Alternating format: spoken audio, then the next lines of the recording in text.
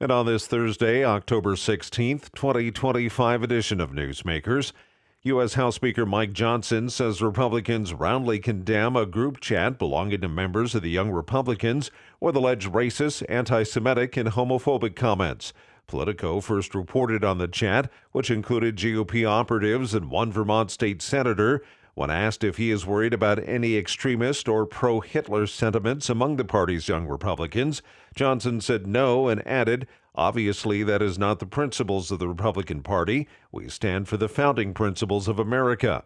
The Young Republican National Federation has called for immediate resignations of those involved in the leaked group chat.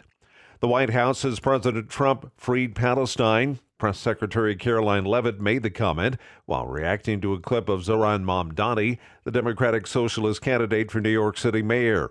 While on Fox News, Mamdani refused to say if Hamas should lay down their arms or give up leadership in Palestine.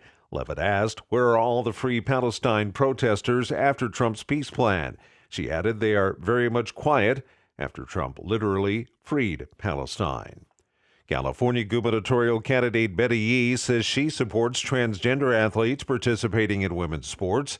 Daniel Martindale has more. Yee, a Democrat and former state controller, also says she is open to having athletes of all gender identities compete in the same category in certain events at the 2028 Olympics in Los Angeles. She calls the possible creation of gender-neutral categories a conversation worth having.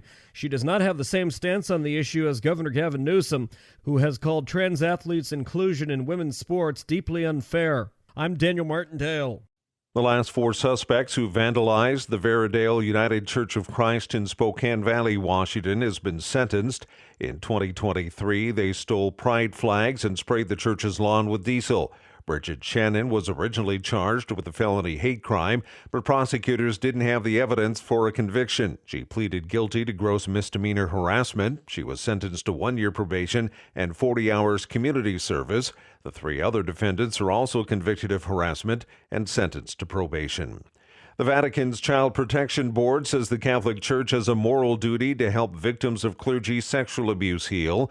Financial reparations and sanctions for abusers and their enablers are seen as essential remedies.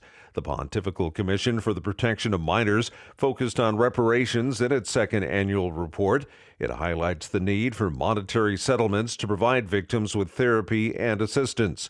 The report also calls for accountability, transparency, and effective prevention strategies. It emphasizes that the church must listen to victims, apologize, and implement concrete measures to prevent future abuse. And that's Newsmakers for this Thursday, October 16th, 2025 edition. I'm Keith Black.